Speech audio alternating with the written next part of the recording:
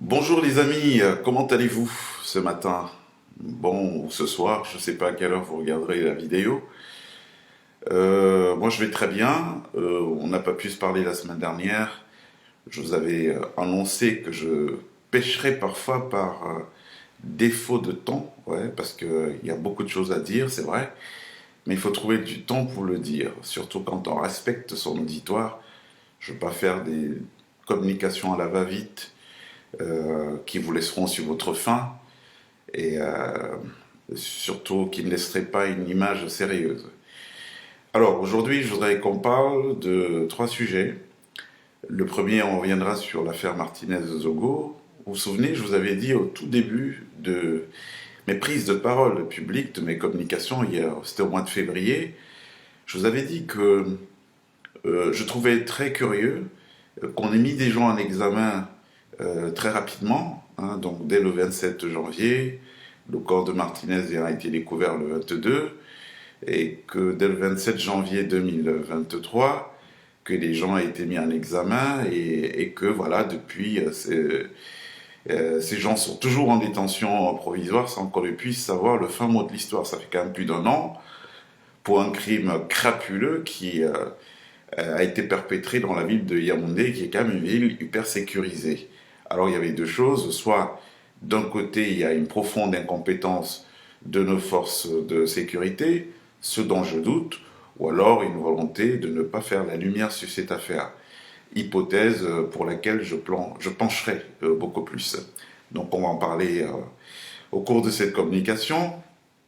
Je vous parlerai aussi de cet aveu ministériel du ministre de la Justice du Cameroun, Laurent Esso. Esso, c'est E2SO, hein, pour nos amis étrangers qui regarderont cette communication ou qui regardent cette communication.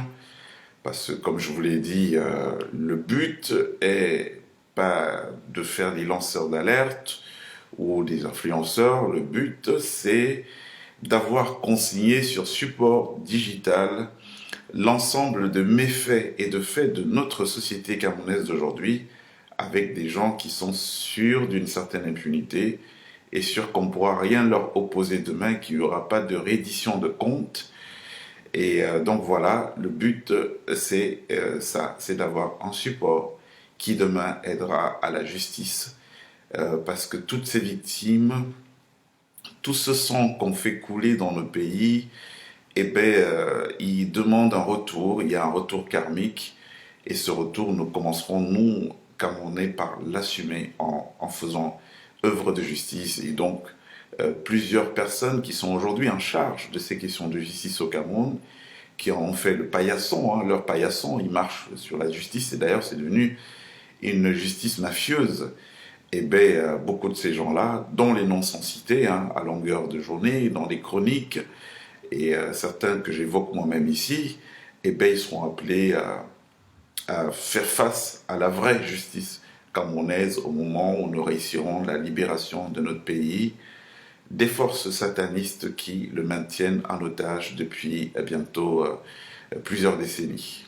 Et on fera le lien entre cette question de Martinez-Zogo et l'histoire d'Émile Parfait-Simba. Vous vous souvenez, lors de ma dernière communication, j'ai parlé de cette clinique située à une soixantaine de kilomètres de Yaoundé, dans un village qui s'appelle Bomabom, qui est le village d'Émile Parfait-Simba. Clinique dans laquelle des enfants étaient tués et où on prélevait leurs organes, des enfants au préalable enlevés. Parce qu'on a entendu ce phénomène d'enfants disparus et qu'on ne retrouvait jamais. Eh bien, il s'est trouvé que cette clinique de Bomabom, qui appartient donc à Émile Parfait-Simba, était un lieu qui a servi à extraire des organes dans le corps du corps des enfants qui ont été tués au préalable. Donc voilà les différents sujets qu'on va devoir évoquer dans cette communication d'aujourd'hui. Avant toute chose, on n'oublie pas notre mantra. C'est quoi notre mantra? Eh bien, il fera beau au Cameroun. Hora.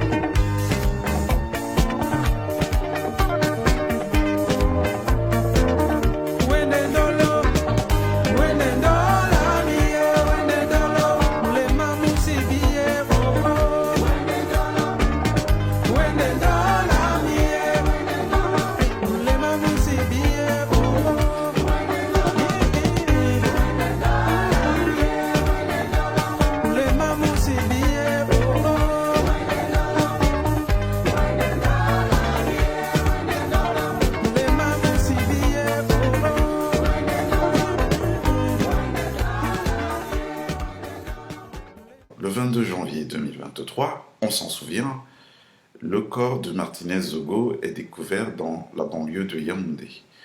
Il avait été enlevé 5 jours auparavant, le 17 janvier, et son corps commence à être décomposé. Nous revoyons encore ces images de pompiers. C'est terrible.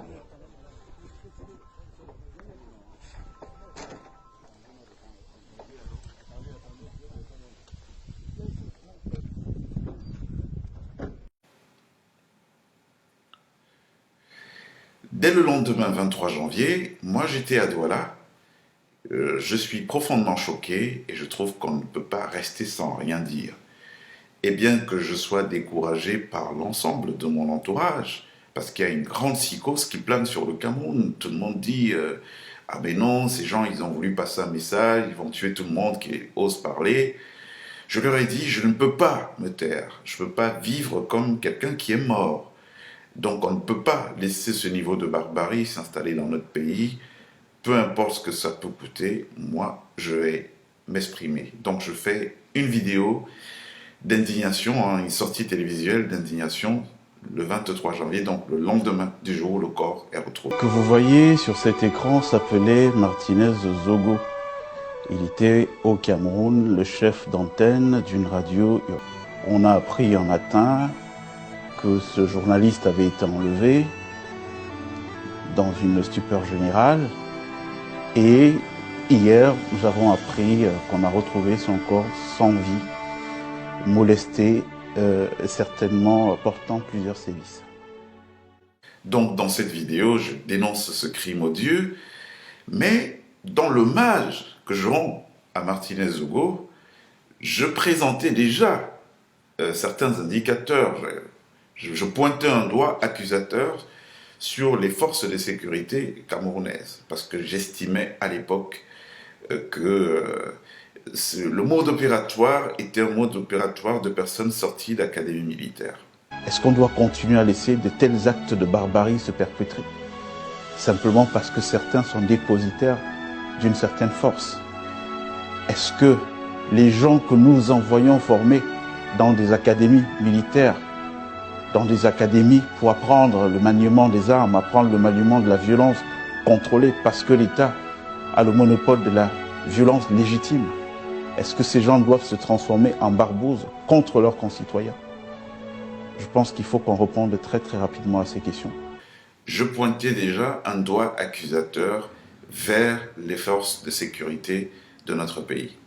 Alors pourquoi j'ai pensé d'entrée de jeu que c'était une opération menée par des forces de sécurité?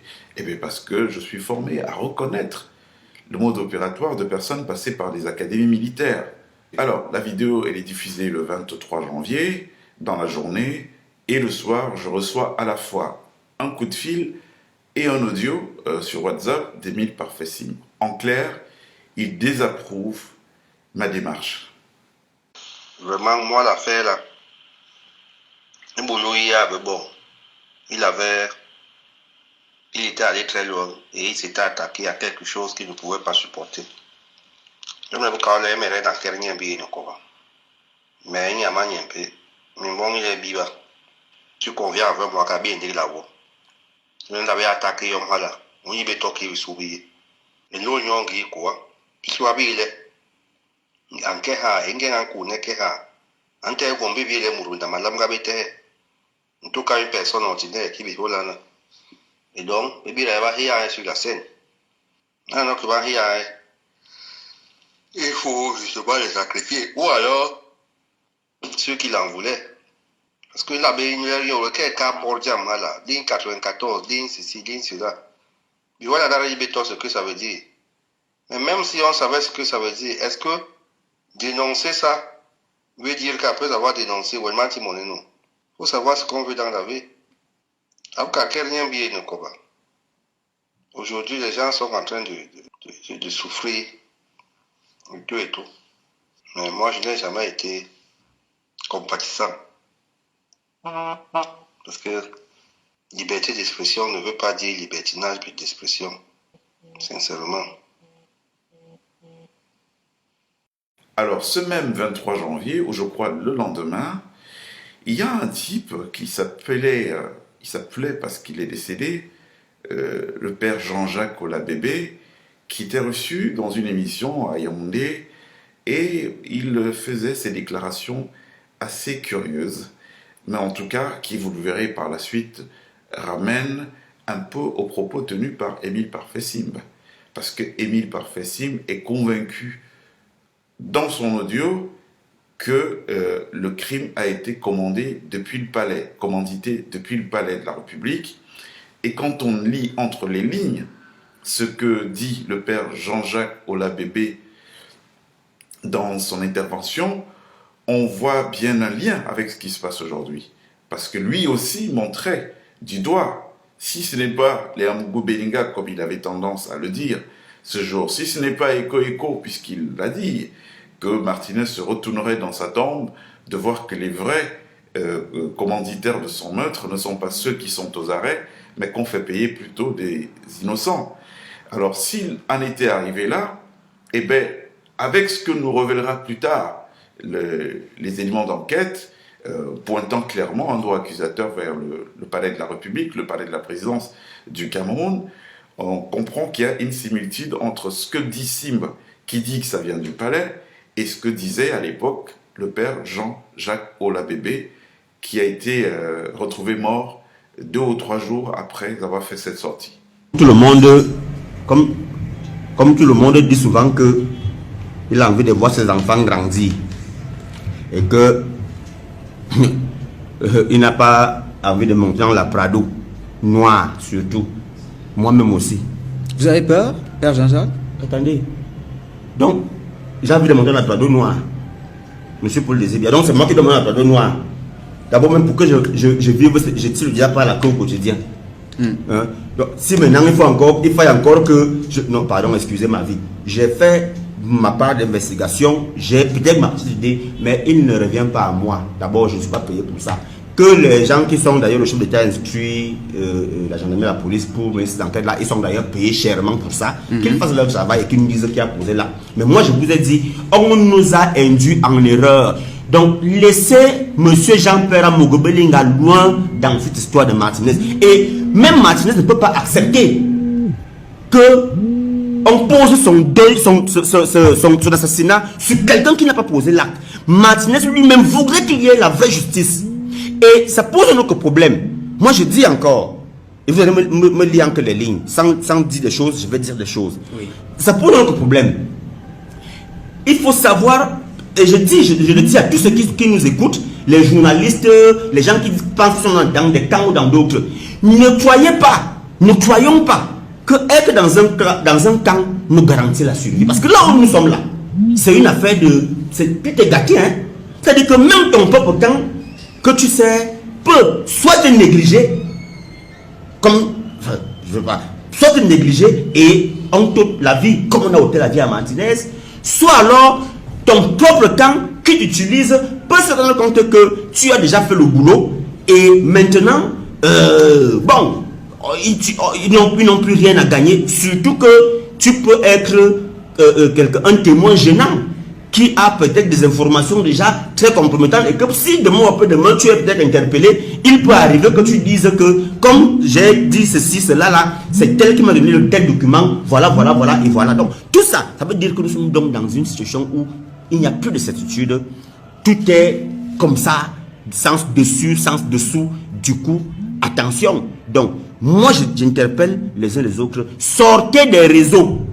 Sortez des réseaux, vous les journalistes, machin, sortez des réseaux, sortez des clans et des clans, sortez de là. Mieux, encore moi, personne ne peut dire que Père Jean-Jacques Olabébé, que je suis, il m'a donné 10 francs pour faire celui-là. D'abord, je ne mange pas de ce pain-là, pas du tout. Donc, du coup, je parle de manière libre. Alors, et quand je parle, celui même qui... Alors, dès le 27 janvier, donc 5 jours après la découverte du corps de Martinez Zogo, il y a quelqu'un qui est arrêté. Cette personne s'appelle Justin Danhoui. Il est lieutenant-colonel en service à la DGRE dans laquelle il occupait jusque-là le poste de directeur des opérations, donc l'un des postes les plus importants. La DGRE, encore une fois pour nos amis qui nous regardent, qui ne sont pas du Cameroun, c'est les services secrets camerounais. Donc ce type-là est arrêté. Je vais vous faire le film de son arrestation.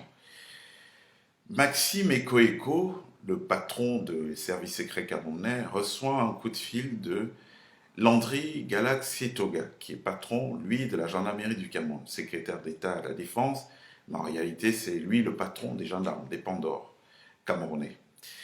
Et ce dernier, donc le patron de la gendarmerie, appelle le patron des services secrets camerounais pour lui demander de mettre à sa disposition un de ses hommes. Cet homme en question, c'est le lieutenant-colonel Justin Danoué, qui était jusque-là directeur des opérations des services secrets camerounais. Donc, Eko Maxime, le patron des services secrets camerounais, collabore. Il ne fait pas le problème. Il fait tout de suite mettre aux arrêts le lieutenant-colonel Justin Danoué, par qui? Eh bien, par un commissaire qui s'appelle James Elon Lobé, qui était d'ailleurs pressenti là, dans ces périodes-là pour prendre la succession du lieutenant-colonel Danoué à la direction des opérations. Donc ce dernier fait venir le lieutenant-colonel Justin Danoué dans son bureau, à la demande donc du patron, de leur patron, le patron des services secrets camerounais. Et sauf que ce n'est pas la seule personne qui est demandée, qui est revendiquée par le CED. Il y a d'autres éléments aussi qui sont des éléments des services secrets camerounais qui font partie de la liste de gens que le CED, donc Landry Galaxy-Toga, souhaite que le patron des services secrets mette à sa disposition. Sauf que de toute la liste, le seul qui est présent dans le service ce jour, c'est le lieutenant-colonel Justin Danoué. Donc il sera appelé dans le bureau du directeur des opérations d'alors, donc le commissaire James Elon Lobé, et ce dernier l'amènera, donc l'escortera jusqu'au secrétariat d'État à la Défense, donc chez le patron de la gendarmerie, où il sera tout de suite mis aux arrêts. Donc nous sommes le 27 janvier. Alors, première question. Donc le 27 janvier, 5 jours après qu'on ait découvert le corps de Martinez, il n'y avait pas encore de commission d'enquête mixte gendarmerie-police, mais le secrétaire d'État à la Défense, donc le Landry Galaxy-Toga, il y avait déjà une liste de suspects. De qui tenait-il cette liste? D'où vient la liste qu'il communique au patron des services secrets, qui justifiera l'arrestation du numéro 2 de ces services? D'où tient la certitude, le patron de la gendarmerie, d'une culpabilité ou alors d'une suspicion sur la personne du lieutenant-colonel Danoué? Et la liste des gens qu'il communique, d'où la tient-il, cette liste-là? Sachant qu'à ce moment-là, le président de la République n'avait pas encore instauré ou institué une commission d'enquête mixte gendarmerie-police. Jusque-là, officiellement, ce que c'est le patron des services secrets, c'est que des éléments à lui seraient mêlés à une histoire de trafic d'armes et de drogue. On ne lui a pas dit qu'ils sont arrêtés pour une affaire Martinez. Voilà, donc on est le 27 janvier. Alors, chose curieuse, donc c'est à partir de là, donc on part d'une arrestation qu'on peut qualifier d'arbitraire, parce que je veux qu'on se pose des bonnes questions. 5 jours après qu'on ait découvert le corps de Martinez, le président Biya n'avait pas encore mis en place de commission d'enquête mixte gendarmerie-police. Mais le secrétaire d'État à la Défense, Landry Galaxy-Toga, lui avait déjà une liste de suspects. D'où tenait-il cette liste? Qui lui a donné cette liste-là? Donc, Danoué est arrêté, et c'est à partir de Danoué que tout le reste des arrestations se feront. C'est à partir de cette arrestation de Danoué que Belinga Amoubou sera incriminé, que le patron même des services Eko sera incriminé. Donc c'est lui qui portera en quelque sorte l'acte d'accusation pour parler des complicités dont il a pu bénéficier dans ce qu'on lui reproche en réalité, mais qui n'avait pas été dit au patron des services secrets. Et ce dernier, voyant donc toutes ces arrestations autour de lui, un jour envoie concourir au patron de la gendarmerie une image qu'il a dû recevoir sur les réseaux sociaux humoristique, hein, je crois, c'est un monsieur qui est chez lui et qui a rendez-vous et qui dit, ah, il va forcément rater son rendez-vous parce que depuis il essaie de sortir, mais il y a la Prado noire qui est garée devant lui et il y avait une psychose à l'époque qui planait au Cameroun, c'est l'histoire de la Prado noire. Donc lui il reçoit cette image, il partage cette image au secrétaire d'État à la Défense, donc le patron de la gendarmerie, et ce dernier lui répond très sérieux, je comprends pas, il s'agit de quoi? Et donc le patron des services entre dans une colère et dit, ouais, comment ça, il s'agit de quoi? Vous faites qu'arrêter les gens autour de moi, vous pensez que je suis bête, que je comprends pas que c'est moi que ça vise, vous pouvez pas continuer à arrêter mes collaborateurs de cette manière sans que moi je sois quelque part menacé. Et donc, fin de la discussion entre eux, un peu sur cette petite tension, et c'est ce même jour que sera arrêté le patron des services secrets camerounais, Maxime Eko. Je vous fais aussi le film de son arrestation. Il est appelé par le ministre de la Défense, Joseph Betty Assomo, le ministre de la Défense camerounaise. Donc, le ministre lui demande de passer le voir à son bureau, au quartier général. Il arrive là-bas et le ministre lui dit, bon voilà, je t'appelle parce que le président a demandé que tu te rendes disponible, tu as tes gars qui sont interpellés depuis, qui sont au CED, il y a une affaire le CED, c'est le siège de la gendarmerie nationale, donc il y a une affaire de trafic d'armes et de drogue là-bas, il faut vraiment que tu ailles les aider, c'est à la demande du patron lui-même. Donc, qu'est-ce qui se passe? Il quitte le ministre de la Défense, en qui il a une totale confiance, et il va de ce pas à la gendarmerie, donc rencontrer le patron des gendarmes. Sauf que quand il arrive, on le fait asseoir dans une salle, il ne rencontrera jamais l'André Galaxé Toga, donc le patron des gendarmes. Il y a plutôt deux colonels qui se présentent devant lui, notamment le colonel Otoulou, et il est mis aux arrêts. Il est arrivé là-bas il n'avait pas d'arme sur lui ce jour. Je pense que s'il avait eu une arme, il aurait très vite compris qu'il est tombé dans un guet-apens. Donc, le patron des services secrets camerounais, Maxime Eko, est cueilli de cette manière. Convoqué par le ministre de la Défense, qui lui dit que le président de la République a demandé qu'il se mette à la disposition du CED pour l'aider à élucider une affaire où ces éléments à lui des services secrets sont incriminés, sauf qu'on ne lui parle pas d'une affaire d'assassinat de Martinez, on lui parle plutôt d'une affaire de trafic d'armes et de drogue dans lesquelles seraient mêlés des éléments à lui. Et donc, lui, de bonne foi, il se présente chez son collègue, donc le patron de la gendarmerie, pour entamer avec lui une collaboration, comme celle qu'il avait déjà commencé quelques jours auparavant. Il arrive, on lui dit non, attendez dans une salle d'attente, et puis il y a des colonels de la gendarmerie qui arrivent, et il est mis aux arrêts. Donc voilà comment a été arrêté le patron des services secrets camerounais, Maxime Eko. Il se retrouve donc avec Amougou Bellinga,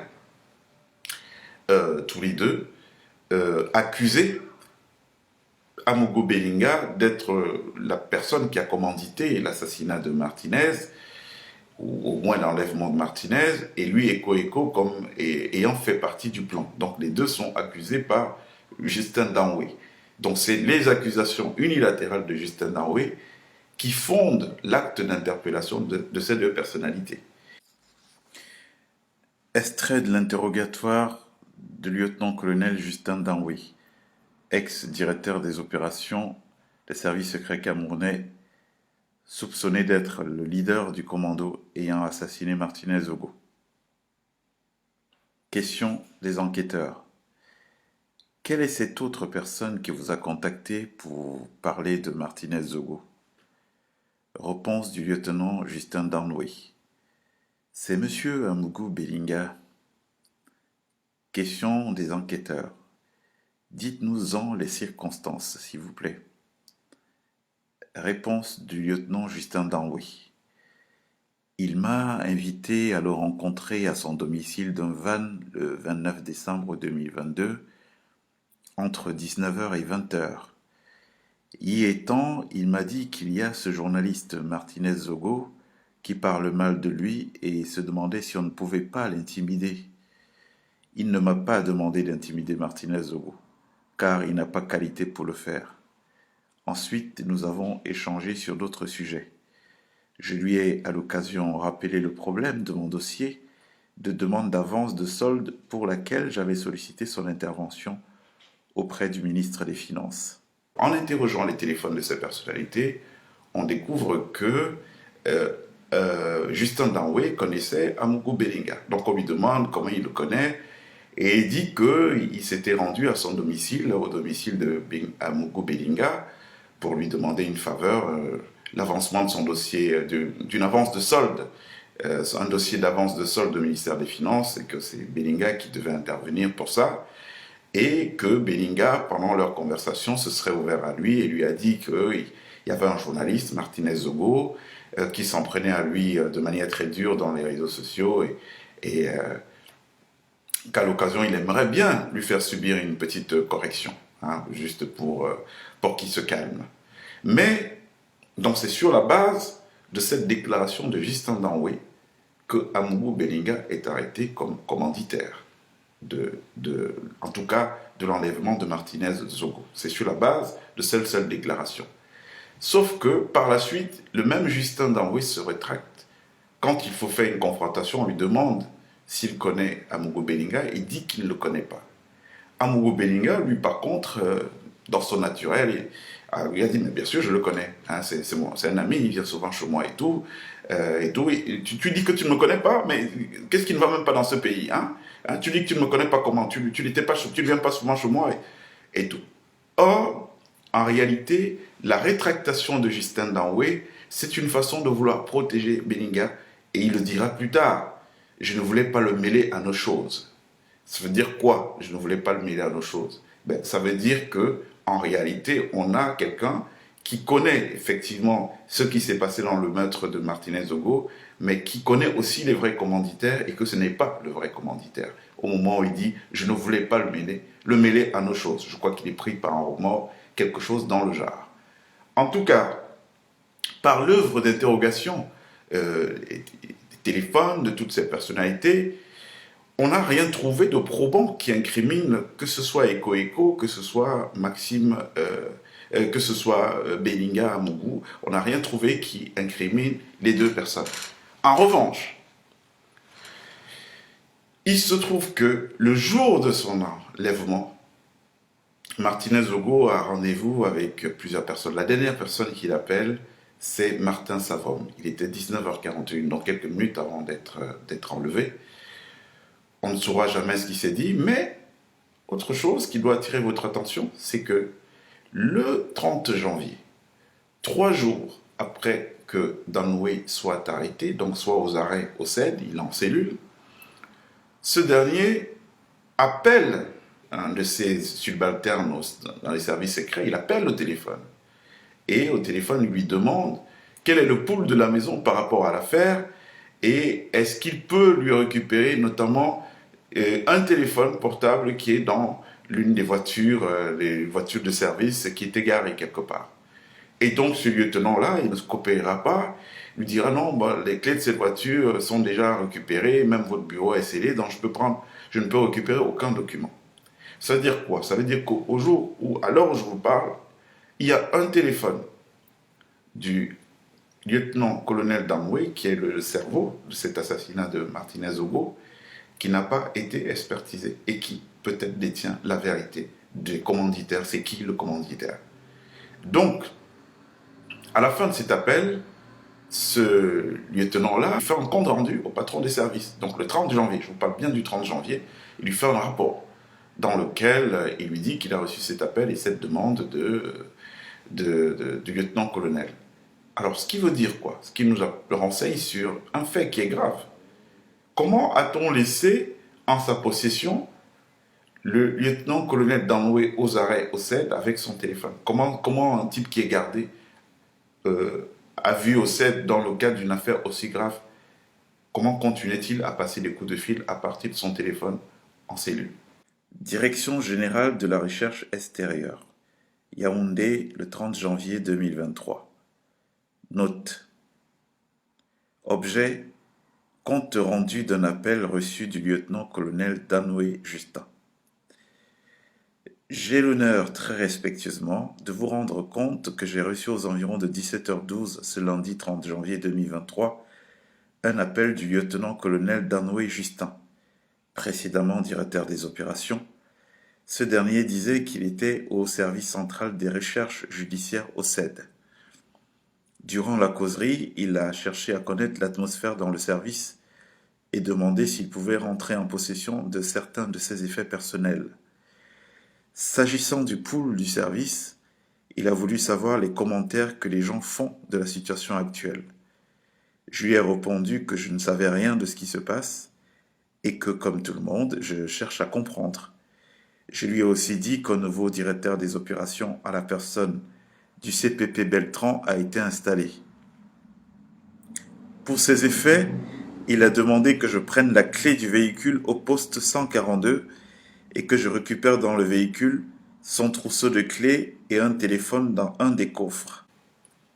Il y a une volonté de quand même bichonner ce prisonnier qui est suspecté d'avoir commis quand même l'assassinat crapuleux, le crime crapuleux d'un citoyen. Comment se fait-il que le 30, donc trois jours après son arrestation, le 27 janvier, qu'il détienne toujours un téléphone portable en cellule avec lequel il passe des appels? C'est très étrange. Très étrange ce traitement de faveur que la gendarmerie lui accorde et qui jette la suspicion finalement sur tout le reste de l'affaire. Donc, je vous la fais court. Par la suite, il y a une commission d'enquête mixte qui est nommée. Cette commission vient et commence à travailler et elle se rend compte que les membres du commando ont tous eu les données, l'accès à leurs données téléphoniques restreints à une certaine heure. Alors, comment tous ces membres du commando ont les données, l'accès à leurs données téléphoniques restreints, c'est-à-dire les obligeant à ne pas communiquer par WhatsApp, mais à passer des coups de fil normaux qui peuvent être donc interceptés et être écoutés. Comment se fait-il que tous les membres du commando, à cette heure, n'avaient pas de WhatsApp, n'avaient pas de Telegram, bref, une possibilité de communiquer via des données? Donc, cette question est posée. Et puis, il s'avère que il y a quelqu'un, même des rangs de la gendarmerie, qui propose non, il faut faire interpeller les patrons des deux principales sociétés de téléphonie mobile, parce que eux seuls peuvent dire qui leur a donné les instructions pour couper les données dans les téléphones du commando, à l'heure où l'opération était menée. Et bizarrement, il y a une opposition farouche de la hiérarchie, donc de la gendarmerie, qui dit non, non, non, on n'arrêtera aucun patron, ça suffit comme ça, on arrête à ce niveau.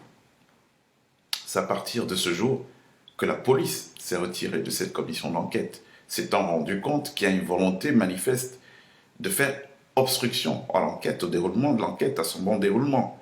Parce que comment a-t-on un élément aussi sensible et un élément comme ça qui ne peut être élucidé qu'en cuisinant les patrons des deux sociétés de téléphonie mobile, mais battu en brèche par l'une des parties prenant part à l'enquête, qui dit non, non, non, on n'arrête pas ces gens-là, on les laisse, et tout, et tout. Alors qu'en arrêtant les patrons de ces sociétés de téléphonie mobile, on aurait tout de suite su qui leur a donné ces instructions-là. Et cette personne qui a donné l'instruction, ça ne peut pas être moi, Morgan Palmer, ce n'est pas le menu Fretin, c'est quelqu'un forcément de haut placé. Et en remontant à cette personne de haut placé, on aurait su c'était qui le commanditaire de cet assassinat. Donc, depuis ce jour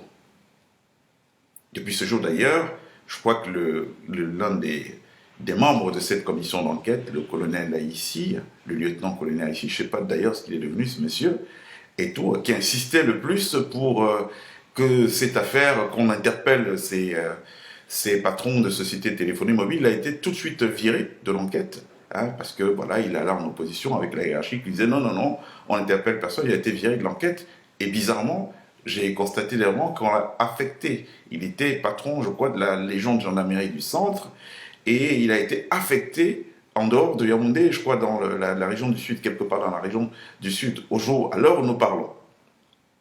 Donc, un type comme lui qui dit un propos de bon sens, qui est, bon, voilà, celui qui peut nous aider à faire avancer le fil. Nous avons un fil qu'on tire et ce fil-là nous mène aux sociétés de téléphonie. Si on les interroge, on saura qui leur a donné l'ordre et si on sait qui leur a donné l'ordre, on sait qui est le commanditaire de l'assassinat. Mais cette personne a été dégagée de l'enquête et on n'a jamais arrêté, interpellé même les patrons des sociétés de téléphonie mobile pour qu'elles disent de qui elles tenaient cet ordre de couper les données sur les téléphones des membres du commando. Pourtant, l'enquête était close à ce niveau. Il n'y avait plus rien à faire. Et donc, pendant un an, sans la collaboration de ces sociétés de téléphonie, bon, l'affaire a mariné, et puis récemment, on nous sort du chapeau Martin Savom. Comment Martin Savom sort du chapeau? Eh bien, tout simplement, après que ce soit passé autre chose. Le juge Sikati, qui reprend l'enquête à un moment donné, pense qu'il y a des zones d'ombre, parce qu'en réalité, l'enquête tourne en rond. Elle tourne en rond à partir du moment où on n'a pas pu mettre la main sur les gens des sociétés de téléphonie mobile, donc on ne sait pas davantage qu'est-ce qui s'est passé réellement. Donc, ce dernier, par l'expertise des téléphones qui avaient été cachés, les téléphones de Martinez Zogo, c'est quand même assez étonnant cette affaire. C'est-à-dire que durant tout ce temps, ces téléphones étaient placés sous scellé quelque part, personne n'a eu l'idée d'interroger ces téléphones, de savoir avec qui Martinez a fait quoi, qui est-ce qu'il a vu.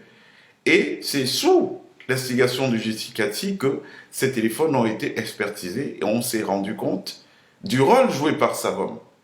Donc Martin Savom est appelé ce jour à 19h41 par Martinez Zogo, qui est en contact régulier avec ce Martin Savom, avec le secrétaire général de la présidence de la République du Cameroun, Ferdinand Ngongo. Je ne sais pas si, à l'heure qu'il est, son nom est apparu déjà dans cette affaire, mais ils sont en contact régulier et dans les conversations, il est quelqu'un qui le renseigne, donc c'est quelqu'un qui en sait beaucoup. Donc ces deux téléphones, les fameux téléphones de Martinez Zogo permettent de révéler cette réalité. Une vraie proximité entre Martin Savom et Martinez et le secrétaire général de la présidence, qui, en même temps qu'il entretient cette relation avec Martinez, entretient aussi une relation très étroite avec Martin Savom.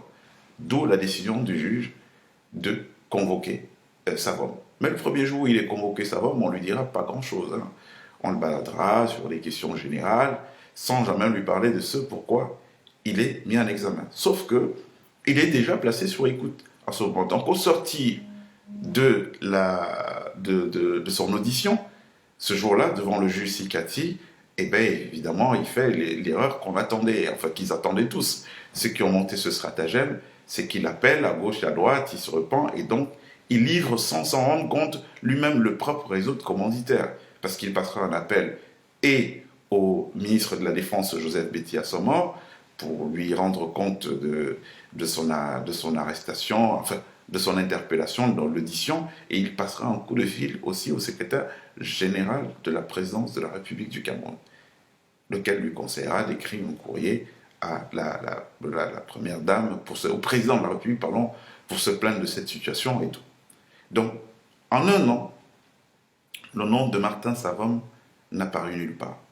Et par contre, aujourd'hui, avec tous les éléments qu'il y a, tous les éléments ramènent ce crime à sa personne. Pourquoi a-t-on caché pendant un an? Pourquoi, pendant un an, ce type n'a apparu nulle part? On a comme l'impression qu'il y a une volonté d'orienter les gens vers d'autres pistes. Entre-temps, ce qu'on peut observer, c'est qu'il y a une version officielle qui avait été tissée et pour laquelle on a arrosé une pléthore de personnalités médiatiques, de réseaux sociaux et tout, pour qu'elle soit ventilée, sans qu'en réalité, elle ne repose sur des choses probantes. Donc je me dis que ce juge-là, fort des nouveaux éléments, je me dis, hein, ça c'est ma propre analyse à moi, fort de ces nouveaux éléments, donc qui incrimine Martin Savom, qui rattache Martin Savom au secrétaire général de la présidence Ferdinand Ngongo et au ministre de la Défense, fort de ces éléments, et fort du fait que Danoué s'est rétracté, il a dit qu'il ne connaissait pas, en tout cas qu'il n'avait jamais été missionné ou mandaté par Bellinga Mougou, fort du fait que les téléphones de Bellinga Mougou et de Maxime Ekeko, le patron des services secrets, ont été tous expertisés et aucune de leurs conversations ne renvoyait à l'histoire de ce crime. Pendant que les conversations de Savom et de Martinez renvoyaient en tout cas au moins à un fort soupçon de culpabilité.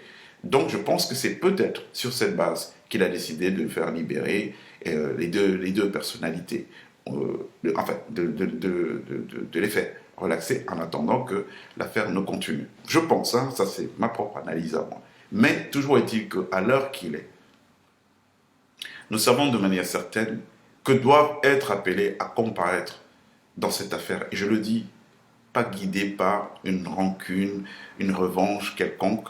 Je le dis parce qu'il y a plus d'un mois aujourd'hui, et d'ailleurs, il y a plus d'un an à rebours, je vais vous faire partager cette note que j'ai écrite à l'époque sur Facebook, où je disais, mais c'est suspect.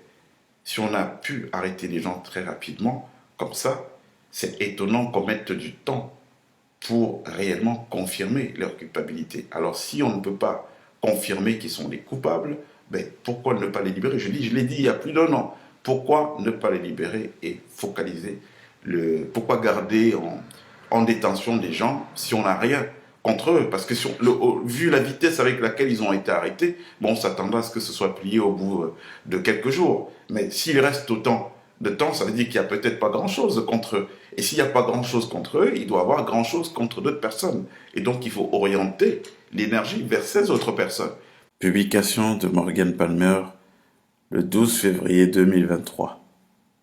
Affaire Martinez-Zogo. Les enquêteurs se pressent lentement. Quand il n'a fallu que de peu de temps pour interpeller les suspects, mais que l'étayage de leur culpabilité incontestable semble s'éterniser, alors la présomption de leur innocence doit se fortifier et prendre le pas sur les autres hypothèses de départ. Et dans ce cas, la privation de liberté d'un citoyen, même provisoire, peut sembler abusive. Le meurtre de Martinez-Zogo est une grande injustice qui ne doit pas être solutionnée par une autre injustice. Arrêtons d'alourdir notre karma de peuple. Les forces de l'ordre camerounaises, pour celles qui sont intègres, sont redoutables d'efficacité avec leur réseau d'informateurs. Élucider un assassinat perpétré en plein Yaoundé ne saurait leur prendre une semaine ouvrable. Sauf si volonté manifeste existait de taire une vérité dérangeante, susceptible d'embraser le pays. S'il n'est pas avéré que les premiers suspects soient les auteurs, alors que d'autres pistes soient explorées de manière diligente, il sera difficile de faire oublier ce meurtre en jouant sur la montre. Il y a deux choses. Quand il est question d'interroger les patrons des sociétés de téléphonie mobile qui ont reçu certainement des instructions de quelque part pour que les données des membres du commando soient restreintes, eh bien, on a viré le lieutenant-colonel Aïssi, qui était le plus remuant, hein, qui insistait pour que ça se fasse, il a été viré. Donc, on a coupé cette piste de ces patrons, ils n'ont jamais été interrogés. Maintenant, quand on est remonté à la piste de Savom par les expertises qui ont été faites, eh bien, il y a un juge qui a été viré. Donc, vous voyez, à chaque fois qu'on atteint un échelon, il y a quelqu'un qui est sacrifié. Donc, une volonté manifeste de cacher une vérité. Volonté manifeste de cacher une vérité. Si vous suivez un peu la logique telle que je suis en train de la décrire. Mais entre-temps, on a une version qui prospère dans les réseaux sociaux, dans une certaine presse, forcément achetée. Nous savons ce qui se passe. Hein. Un jour, c'est juste parce que je trouve que, allez, c'est des piques assiettes, ils mangent comme ils peuvent. Donc, nous, on n'a pas forcément un intérêt. Moi, je n'aurais pas d'intérêt particulier à venir vous le dire. Mais tous ces gens que vous entendez parler, ils sont tous affiliés à un camp ou à l'autre. On leur donne un peu d'argent ici pour salir l'autre, un peu d'argent pour reprendre des versions. Donc vraiment, il faut faire très attention, il faut se méfier. Il faut rester très factuel dans ce que nous observons. Ce qui m'amène à dire quoi d'autre? Il faut savoir que de tout temps, le secrétaire général de la présidence de la République du Cameroun, Ferdinand Ngongo, il ne le cache pas, hein, de tout temps, il a voulu mettre la main sur les services secrets camerounais. Donc c'est un ennemi déclaré, juré de Maxime Eko, que je ne connais pas. Hein, tous ces gens dont je vous parle, que ce soit Beninga Amougou, que ce soit Maxime Eko, je ne les connais pas. Je n'ai aucune relation avec eux. Et ce n'est pas forcément des gens qui ont de la sympathie pour moi. parce qu'Eco c'est qui? C'est quand même le mec, patron de la DGRE, sous lequel on a assassiné un Camerounais, le capitaine Guérandi. Donc je ne peux pas avoir de la sympathie pour des gens qui mènent des opérations comme ça. Mais le Cameroun que nous voulons construire doit être un Cameroun de vérité, un Cameroun de justice. Ce n'est pas parce que je n'aime pas quelqu'un ou je désapprouve les actes de quelqu'un que je vais le laisser accuser injustement si j'ai des preuves ou si j'ai des éléments qui montrent qu'il n'est pas la victime. Ce n'est pas ce Cameroun qu'on veut construire. On veut construire un Cameroun d'objectivité, où même si quelque chose doit toucher à mon intégrité personnelle, à moi, à partir du moment où cette chose est juste, eh ben, elle n'a qu'à toucher à mon intégrité. Donc, revenons sur ce dont je vous parlais précédemment. Ferdinand Ngongo, depuis toujours, est opposé à l'idée que Maxime Eko soit le patron des services. Pourquoi? Parce que c'est quelqu'un qui n'était pas sous sa botte. Et compte tenu du projet de prise du pouvoir, hein, de prise du pouvoir qu'ils ont ourdi depuis de nombreuses années, la DGRE, donc le service secret camerounais, c'était une espèce de caillou dans leur chaussette. On sait comment le vieux fonctionne, hein, quand vous faites des notes qui montent chez lui, il fait toujours recouper en opposant les différents services. Et de toutes les façons, de la DGRE ne venaient jamais des rapports favorables quand il y a un bidonnage ou quand il y a une tentative d'enfumage du côté du secrétaire général de la présidence de la République du Cameroun. Donc, depuis toujours, Ferdinand Ngongo, il veut mettre la main sur les services secrets camerounais. Donc, alors, je vous explique ça. Qu'est-ce qui se passe? Quand est viré Eko Maxime, donc patron des services secrets camerounais, eh bien, quelle est l'équipe qui prend la suite? Il y a M. Gomo, que je ne connais pas, donc je ne ferai aucun commentaire sur lui. Parlez pas des gens si vous n'avez pas d'éléments. Mais il y a quelque chose d'assez curieux. Le numéro 2, la personne qui est nommée numéro 2 de ces services, s'appelle Elundou Mesma. C'est qui Elundou Mesma? Elundou Mesma, c'est un membre honorable de la Pieuvre. Donc la Pieuvre qui est dirigée par Ferdinand Ngongo. Donc quand on analyse Eko, patron des services, empêche de tourner en rond la machine de prise du pouvoir que Ferdinand Ngongo a mis en place, ce dernier veut absolument sa tête, en tout cas avoir quelqu'un dans la maison des GRE, et donc il réussit son coup, c'est le coup de l'incriminer dans une affaire qu'il ne connaît pas, parce que c'est ce que montrent les faits aujourd'hui. Les faits aujourd'hui montrent que, en tout cas dans l'histoire de Martinez Zogo, Eko n'est en rien mêlé à cette histoire. Ni lui, ni peut-être Bellinga, bien que Amougou Bellinga ait émis la volonté que Martinez Zogo reçoive une correction. Mais je ne pense pas que ni Eko ni Amougou Bellinga, que ces deux soient liés à la mort de Martinez Zogo. Mais, par contre, en revanche, aujourd'hui, on constate que Ferdinand Ngongo n'aimant pas Maxime Eko, patron des services secrets, depuis de longue date, hein, il a toujours voulu le faire virer par tous les moyens, ça n'a juste pas marché. Donc il y a matière aujourd'hui à penser que c'est un coup qui a pu être monté pour débarquer cet empêcheur de tourner en rond de ce service sensible et d'y installer des gens qui lui soient affidés. Et la preuve, c'est que, quand même, qui est-ce qu'on met numéro 2 de ce service secret? Eh bien, c'est le colonel Elundou Mesma, qui est un flic ripou. Je vous ai parlé de sa connexion avec les Simb, hein, ce type-là qui soutient ce criminel, ce type qui a gardé des contacts, hein, il est au téléphone régulièrement avec Simb, d'ailleurs c'est lui qui fait les basses besognes pour lui, quand Simb a un compte à régler avec quelqu'un, c'est Elundou qui l'appelle, Elundou instruit Bialo, il émet des mandats de recherche, on arrête les personnes. Donc c'est ce type-là, le colonel Elundou Mesma, qui a été nommé numéro 2 des services secrets. Donc en réalité, nous avons Ngongo en plein dans les services secrets comme on a aujourd'hui. Et parlons de ces services secrets. Je veux vous faire écouter quelque chose. Là, ça nous ramène à l'affaire de Simb. C'est un audio que Simb a reçu d'un de ses amis qui parle de cette DGRE. Après avoir écouté cet audio, vous me direz si l'élan qui était pris à l'époque par cette DGRE peut être continuel aujourd'hui qu'elle est infiltrée à son sommet. Par qui? Eh bien, par le colonel Elundou Mesma, qui est un ripou, un flic ripou, et qui est à la solde et aux ordres du secrétaire général de la présidence, Ferdinand Ngongo. Bonjour mon frère. Il se passe des choses encore autour de l'IEB que je ne comprends plus. Je viens de me faire interroger pendant plus de 5 heures de temps à la direction des renseignements extérieurs à Yaoundé. En fait, pendant les obsèques de Camille Briand, un monsieur s'est présenté à moi qu'il est officier de police 3e grade. Il m'a montré sa carte qu'il travaille pour la DGRE. J'ai demandé alors c'est pourquoi. Il dit que je suis appelé à me présenter à leur service vendredi matin pour répondre pour faire une déposition. Parce qu'ils sont en train de mener une enquête sérieuse dans laquelle je suis impliqué.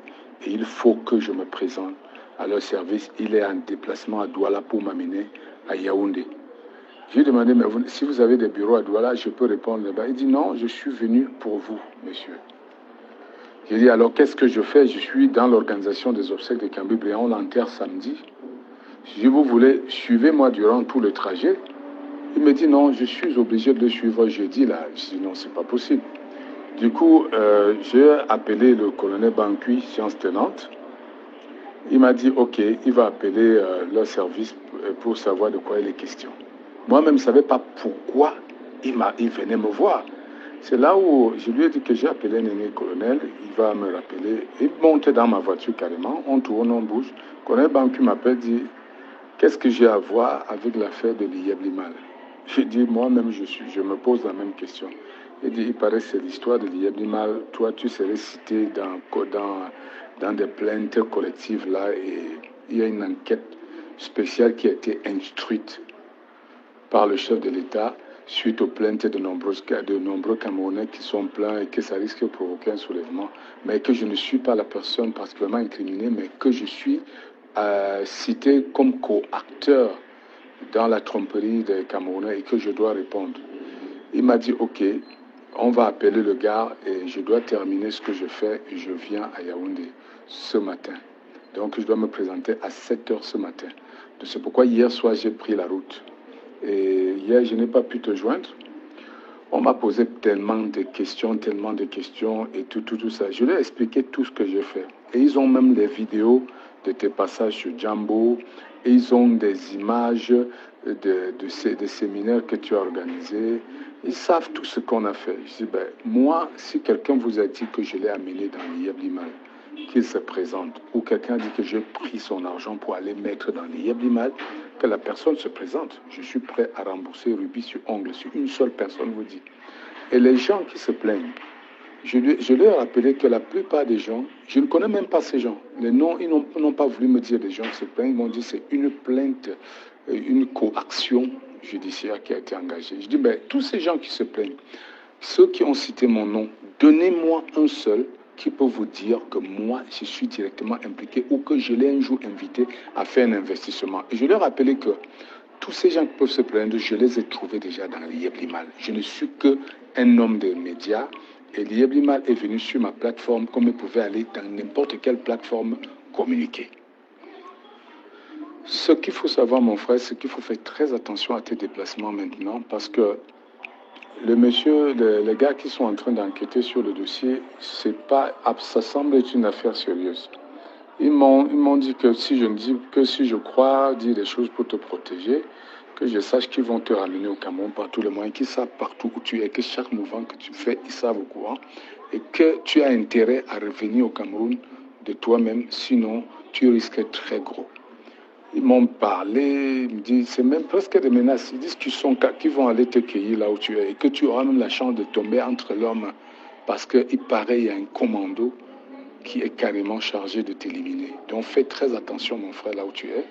Apparemment, ils disent que si tu tombes entre leurs mains, tu as la chance de revenir au Cameroun. Mais que si c'est une autre bande qui est la première sur toi, tu n'as aucune chance. Donc, cette affaire m'a effrayé tellement. Depuis là, je ne dors pas depuis jeudi, je t'assure. Depuis jeudi. Alors, vous avez écouté. Donc, il y a une action ou plusieurs actions qui étaient entreprises contre Émile Parfait-Sim. En tout cas, au niveau de la DGRE. Vous pensez que ces actions vont continuer maintenant que son très cher ami et membre du même groupe, là, la Pieuvre, Mesma et Lundu est devenu numéro 2 de ces services? Je ne crois pas.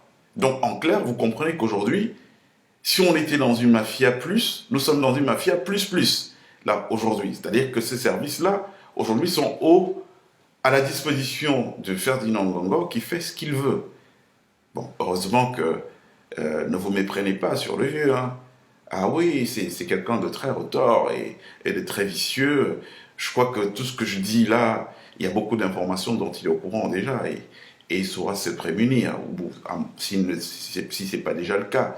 Donc aujourd'hui, je crois qu'il faut plutôt questionner la pertinence de ces accusations qui ont ciblé certaines personnes d'entrée du jeu alors qu'elles ne reposaient sur rien. Et c'est à ce moment qu'on peut convoquer à nouveau maintenant le témoignage du père Jean-Jacques Olabébé qui a été tué, je crois, 2 jours après. Hein, ce passage à la télévision dans lequel il affirmait clairement, on est à quelques jours simplement de la découverte du corps de Martinez, il affirmait clairement qu'il ne fallait pas regarder les personnes qui étaient montrées du doigt, il fallait regarder ailleurs. Et à mon avis, ces accusations n'étaient pas des accusations fantasmées quand on voit ce qui s'est passé par la suite, quand on a les savants qui sortent du chapeau et dont le rôle actif aujourd'hui n'est plus à questionner, quand on voit qu'il y a tout un lieutenant-colonel ici qui, dès qu'il a pointé la question de l'arrestation des patrons des 2 sociétés de téléphonie mobile, on lui a dit non, circuler, il n'y a rien à voir,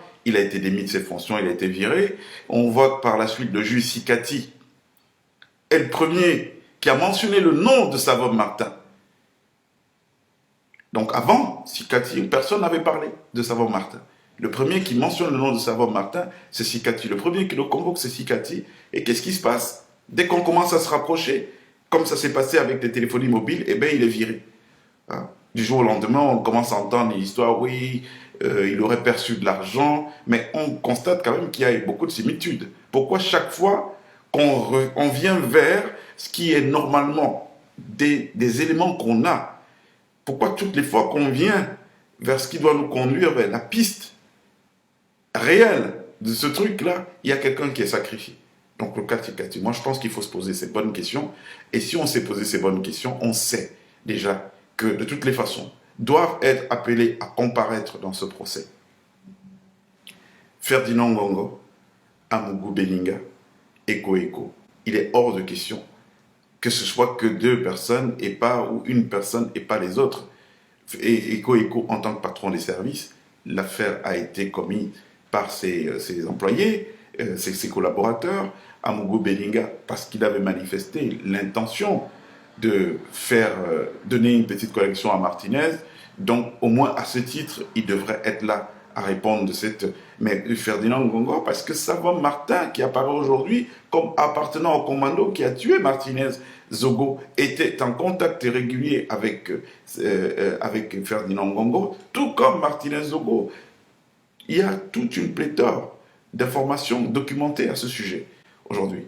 Donc moi, je pense qu'il faut qu'on y aille très vite. Toute chose qu'on peut raconter aujourd'hui qui n'aille pas dans ce sens-là, qui n'aille pas dans le sens de faire appeler ces gens-là, que plusieurs faits aujourd'hui incriminent, moi je pense que c'est une perte de temps pour le Cameroun, pour les Camerounais. Donc il faut que le vieux nous dise pourquoi on continue à faire une parodie de justice alors que nous savons au jour d'aujourd'hui, s'il ne sait pas, moi je lui donne ces éléments. Et s'il a besoin d'autres éléments, je peux lui en donner toute une pléthore d'éléments. On finit cette affaire et on enchaîne sur la deuxième qui concerne cette fameuse clinique dont je vous ai parlé dans mes communications précédentes où des enfants au préalable portés disparus, donc enlevés, se retrouvaient assassinés et puis prélevés de leurs organes. Clinique qui appartient à Émile Parfessim, hein, d'après un aveu même de sa propre mère et d'autres personnes, d'autres sources, pour dire que son nom est revenu cette semaine, et pas cette semaine en fait, c'est plusieurs semaines en avant. J'ai des audios, hein, je les sortirai, c'est-à-dire je voudrais qu'ils disent que non, c'est un menteur, il raconte des histoires, qu'il porte plainte, et puis on sortira ces audios. Donc plusieurs semaines avant que je ne parle de la clinique, j'ai reçu un appel un jour de quelqu'un qui m'a dit qu'il était victime d'une arnaque qu'il m'a fait découvrir, une arnaque conçue au Cameroun, donc il vivait au Cameroun, et du jour au lendemain, il a reçu un appel d'une dame qu'il connaissait très bien, qui a grandi avec lui, et qui était du côté de Burkina Faso, et cette dame lui a dit que là-bas, il y avait une société française notamment, qui offrait un poste, et c'est un poste pour lequel on gagnait plutôt bien sa vie. On touchait entre 600 et 700 000 francs, et que s'il était intéressé, il avait juste un petit montant à payer pour bloquer sa place, et ensuite se déplacer du Cameroun vers Ouagadougou. Il a payé cet argent, et il a entrepris de faire le voyage pour Ouagadougou, et sauf qu'à son arrivée à Ouagadougou, il a fait un voyage par route. Il a eu la chance d'être conduit par un chauffeur de taxi burkinabé avec qui il a commencé à échanger, et il lui a dit, il lui a raconté un peu son périple, voilà, il venait là pour se chercher. Et donc, le burkinabé lui pose la question, ça va, t'es Camerounais? Il lui dit oui, et tu viens te chercher au Cameroun, au Burkina? En général, c'est l'inverse, non? Qu'est-ce qu'un Camerounais doit venir se débrouiller ici? Et il lui demande, mais c'est même quoi ton affaire pour laquelle tu viens? Et il lui explique que non, voilà, c'est un poste et tout, et tout de suite, il est interrompu par le chauffeur qui lui dit, mon frère, ton histoire, ça sent pas du très bon, parce que nous ici, il y a des choses qui ne sont pas bien, qui se passent dans le pays, et dont on entend parler. Je te propose de venir déjà passer la nuit chez moi, qu'on ait le temps d'élaborer une stratégie, d'y voir clair, parce que il y a des choses bizarres qui se passent ici, qu'on a déjà entendues, et qui correspondent au scénario que tu nous décris. Et donc c'est grâce à ce chauffeur burkinabé qu'il a eu la vie sauve. Il a passé la nuit chez lui, ensuite ils ont monté un stratagème, il s'est rendu dans l'hôtel où il avait pris rendez-vous avec ces gens-là, qui étaient donc censés l'accueillir, pour l'escorter, l'amener vers la société où il devait rejoindre son poste. Sauf qu'en réalité, c'est qui? C'était une bande de criminels, et c'est un réseau qui est organisé, donc ils font ça aux gens, vous arrivez sur place, et en lieu et place du travail qu'on vous a promis, vous êtes enlevé par des gens, tués, vos organes sont prélevés. On a vu beaucoup d'histoires comme ça ces jours-ci. Moi, ça fait au moins 3 ou 4 semaines que ce jeune m'avait laissé ce témoignage. Et il m'a appelé. Pourquoi ce jeune? Il m'a appelé, et je n'avais pas pris ça très au sérieux, jusqu'à ce que l'histoire de la clinique arrive. Je n'ai pas pris ça trop au sérieux, parce que, je vous explique, il m'a dit, je vous appelle maintenant parce que je vous ai entendu citer un nom dans votre direct dernièrement, vous parlez d'Émile Parfait-Sim, je vous fais un témoignage de ce qui m'est arrivé. Donc il m'a raconté son histoire, il me dit, mais ce réseau-là, que j'ai rencontré et dont je suis l'un des rares rescapés, ce réseau, là, j'ai entendu là-bas plusieurs fois le nom d'Émile Parfait-Sim comme étant l'un des commanditaires, mais qui était basé au Ghana et qui venait souvent au Burkina Faso et au Bénin. Donc c'est un réseau qui tourne entre le Bénin, le Burkina Faso et le Ghana. Et donc plusieurs fois le nom d'Émile Parfait-Sim a été cité de la bouche des gens donc, qui étaient censés même assassiner et puis faire disparaître mon corps, n'eût été la vigilance et la très grande fraternité dont a fait preuve le chauffeur burkinabé qui m'a transporté dans sa voiture le premier jour. Donc ce gars, il a réussi à rentrer au Cameroun, il est entré en relation avec les autorités camerounaises. Il y a des enquêtes qui sont ouvertes pour découvrir tout ce réseau-là. Il m'a parlé, ce bonhomme. Donc ça, c'était à l'époque. Donc quand je mets ça maintenant en résonance avec l'histoire de la clinique du trafic d'organes humains et ce que ce bonhomme a dit sur le Burkina, je me rends compte qu'en réalité, on n'est pas que sur une affaire camerounaise des enfants qui disparaissent. Monsieur Sim est impliqué jusqu'au cou dans cette affaire de trafic d'organes, même là-bas au Burkina Faso, puisque son nom ressort. Et il ne ressort pas de ma volonté, il ressort d'un témoignage de quelqu'un qui a entendu parler de lui avant qu'on ne parle de trafic humain, de l'histoire de la clinique. Il y a plus de 4 semaines, j'ai des messages, je peux vous montrer tout ça. Avant qu'on en parle, il m'avait déjà dit, mais le monsieur dont vous parlez, son nom a été cité plusieurs fois par des gens qui étaient censés me tuer pour prélever des organes sur moi. J'ai échappé de justesse à ça. Donc voilà, je voulais attirer votre attention sur la similitude, c'est pas pour faire une fixation. Je vous ai dit, Simp, c'est un petit au service d'un système sataniste, au service de la pieuvre contrôlée par Ferdinand Ngongor et tous les gens que vous connaissez, que je cite, je vous ai parlé du colonel Elundu, actuel numéro 2 des services secrets camerounais. Je vous ai parlé du lieutenant-colonel Bialo, de la gendarmerie du Cameroun. Je vous ai parlé du lieutenant, du colonel Bikele, Pierre, de la Légion de gendarmerie de Douala. Pour ne citer que cela, parce qu'il y en a plein d'autres dans la magistrature. Et parlant justement de cette magistrature, c'est bien de faire cette transition. J'ai été frappé cette semaine par quoi? Vous savez, quand je dis des choses ici, il y a plein de gens qui viennent dire oui, voilà, c'est de l'acharnement. Mais il n'y a pas d'acharnement, les gars. Moi, avant que Ferdinand Ngongo ne se mêle de vouloir me faire assassiner, j'avais jamais parlé de lui. Et pourquoi j'avais jamais parlé de lui? Parce que je vous ai dit, j'ai pas le même rapport à ces gens que vous autres. C'est des gens que j'ai connus, je les ai vus commencer leur carrière, j'ai vu comment ils ont fait leur petite toile pour arriver où ils sont. Donc ça ne sera jamais pareil, je les regarderai jamais avec le même regard que vous. Si ce type ne s'était pas mêlé de vouloir me faire assassiner, je parlerai jamais de lui. Pourquoi? Parce que je sais qu'est-ce qu'il y a derrière? C'est des mecs qui subissent une pression énorme, hein, qui sont giflés, qui sont parfois humiliés à longueur de journée, et c'est cette pression qu'ils reçoivent d'un échelon supérieur qu'ils viennent transmettre aux gens qui sont en bas, en dessous d'eux. Donc, franchement, c'était pas du tout ma tasse de thé, c'était pas ma cam me lever un matin pour dire ouais, il a fait telle chose, parce que je sais que la plupart du temps, ils agissent parce qu'ils reçoivent des ordres. Voilà. Et donc, c'est pas sur eux qu'il faut s'acharner. C'est pour ça que globalement, je dis que ce système doit libérer les Camerounais. Et les Camerounais doivent se libérer d'eux-mêmes, arrêter de faire de la complaisance. Donc, je voulais parler donc du ministre de la Justice, Laurent Esso. Esso, c'est E2SO, le nom.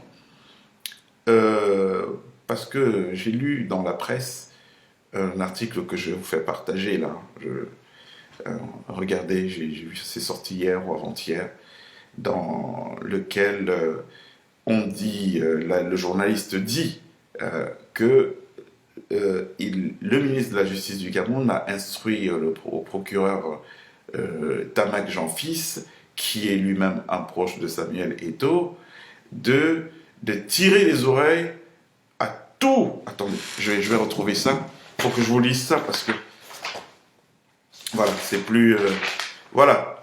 Donc, les procureurs et les juges des tribunaux de Yaoundé ont été mis en garde par le garde des Sceaux au sujet de la défiance de Samuel Eto'o vis-à-vis de l'État du Cameroun. Donc, la réunion s'est tenue vendredi 5 avril 2024 à 14 h au parquet général de Yaoundé. Et un coup a été porté sur le réseau d'influence de l'ancienne star au sein de l'appareil judiciaire. Ça veut dire quoi déjà? Rien que ce premier paragraphe.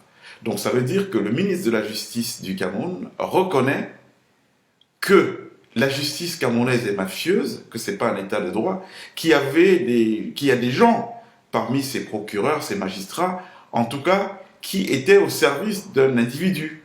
Et donc ces gens-là, tant qu'ils pouvaient créer des injustices au service de cet individu, il n'y avait pas de problème, mais c'est parce que cet individu maintenant est une menace pour l'État du Cameroun que ça devient un problème. Je ne sais pas si vous vous rendez compte de la gravité de cet aveu. Vous vous rendez compte de la gravité de cet aveu?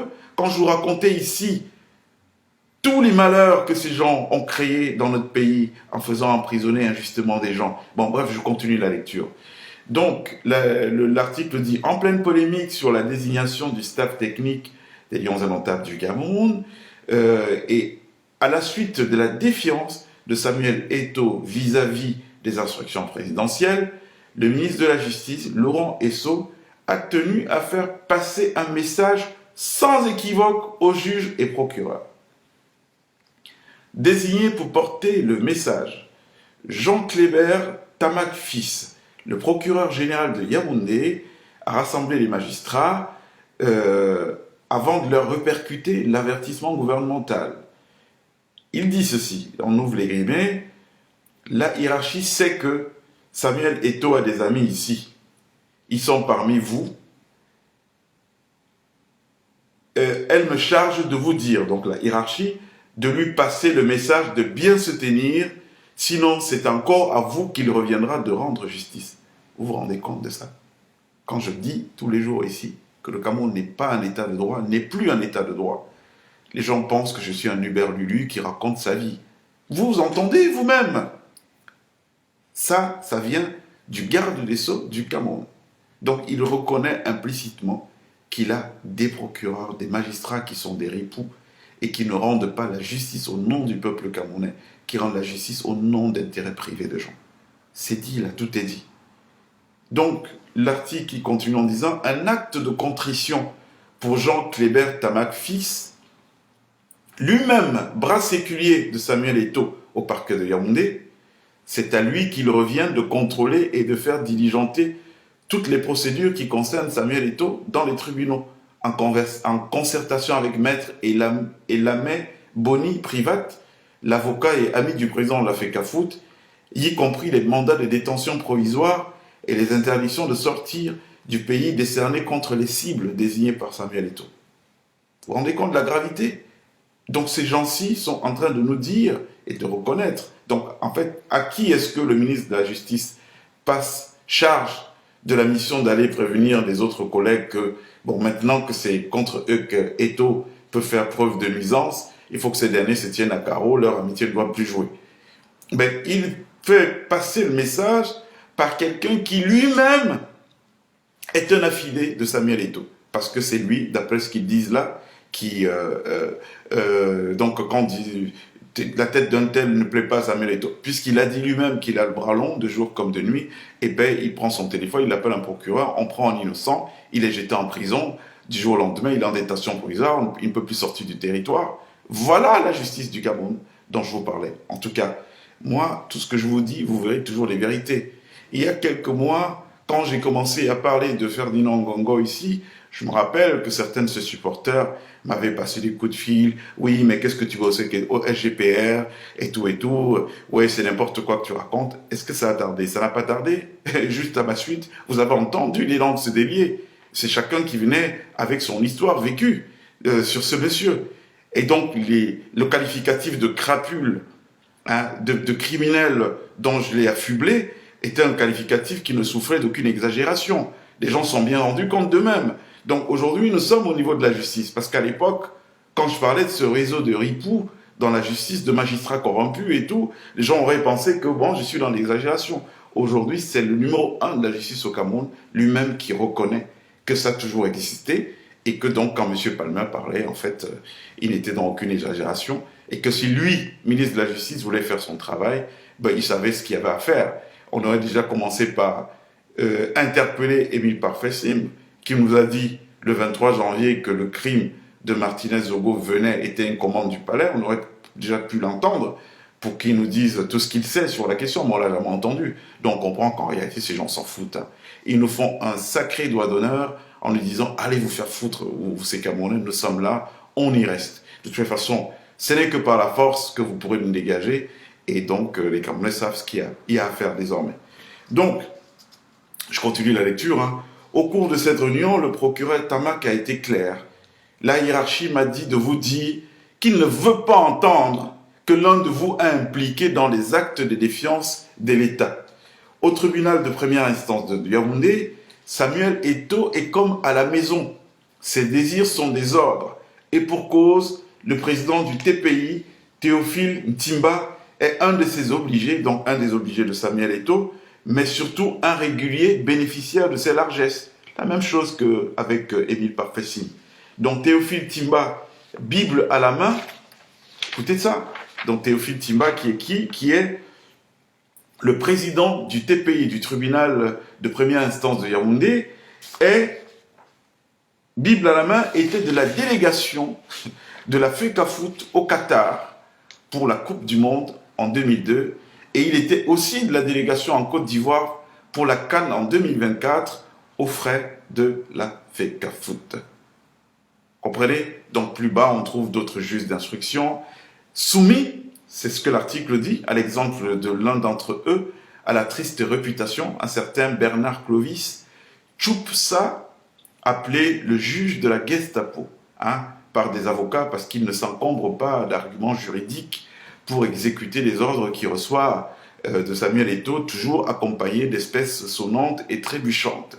donc il dégaine des mandats de détention provisoire plus vite que Lucky Luke, c'est ce que l'article dit, c'est le chargé de mission du président du TPI. Donc c'est le chargé de mission de celui qui était au Qatar et qui était à Abidjan pour la Coupe d'Afrique des Nations aux frais de la FECAFOOT. Donc toute cette galaxie qui gravite dans le milieu judiciaire de Yaoundé dispose de son pendant à Douala. Voilà, donc ils ne sont pas qu'à Yaoundé, ils sont aussi à Douala. Les hommes changent, mais les missions demeurent les mêmes.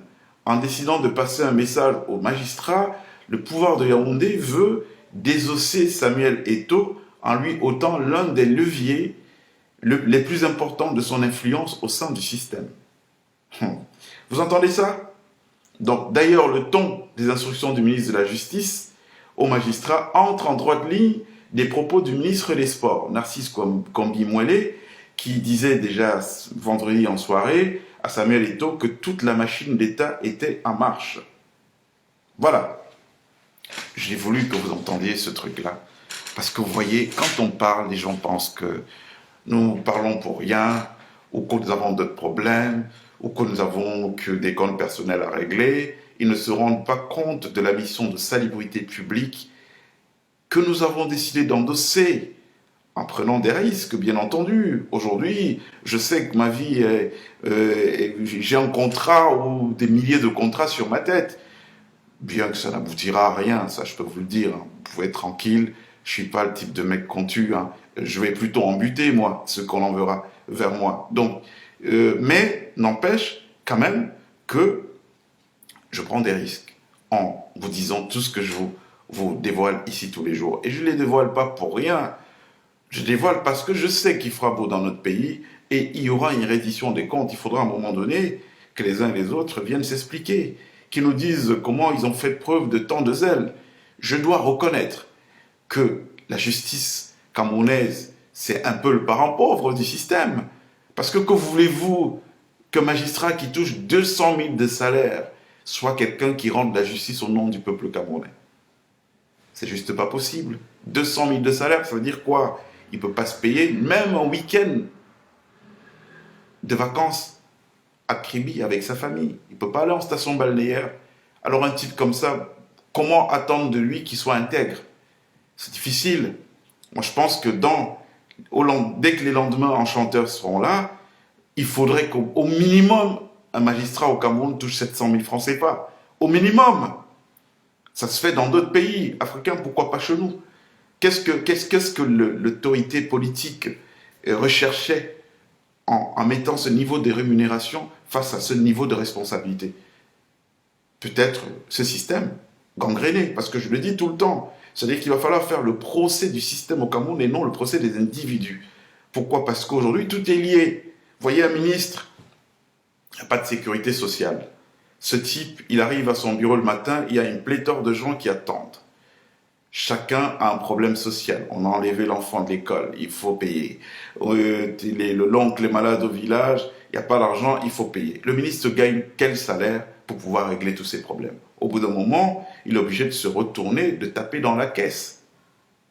Donc en réalité, en faisant ça, en tapant dans la caisse, il fait une œuvre utile. Sauf que, dans l'orthodoxie de la gestion, son acte est un acte qui est condamnable. Mais si on doit analyser les choses dans le fond, ce type, en réalité, il vient juste combler un déficit d'État, un déficit de sécurité sociale que nous devons collectivement travailler à mettre en place. Vous comprenez? Un tout petit peu. Donc c'est pareil pour les juges. Même si j'ai pas trop envie de les dédouaner, parce que vous voyez ces gens-là, ça veut dire quoi ce qu'on vient de lire? Ça veut dire que ces gens-là, il y a plein de gens en prison aujourd'hui. Parce que bon, tel ne plaisait pas à un tel, il prend un téléphone, bon, coffre-le-moi, on fabrique un faux motif et tout, on l'arrête, on le jette en prison. S'il n'y en a personne, il va peut-être mourir en prison, quand on connaît les conditions carcérales de notre pays.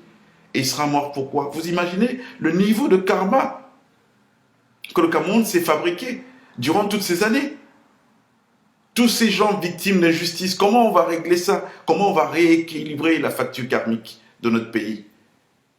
Donc ces gens, je comprends que c'est dur la condition qui est la leur. Toucher 200 000 quand on est magistrat de la République.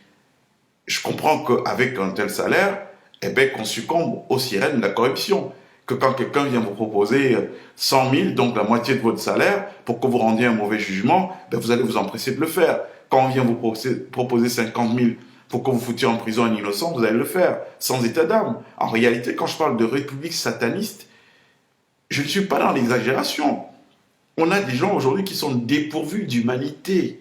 C'est des gens dépourvus d'humanité qui conduisent les affaires publiques. Vous vous rendez compte?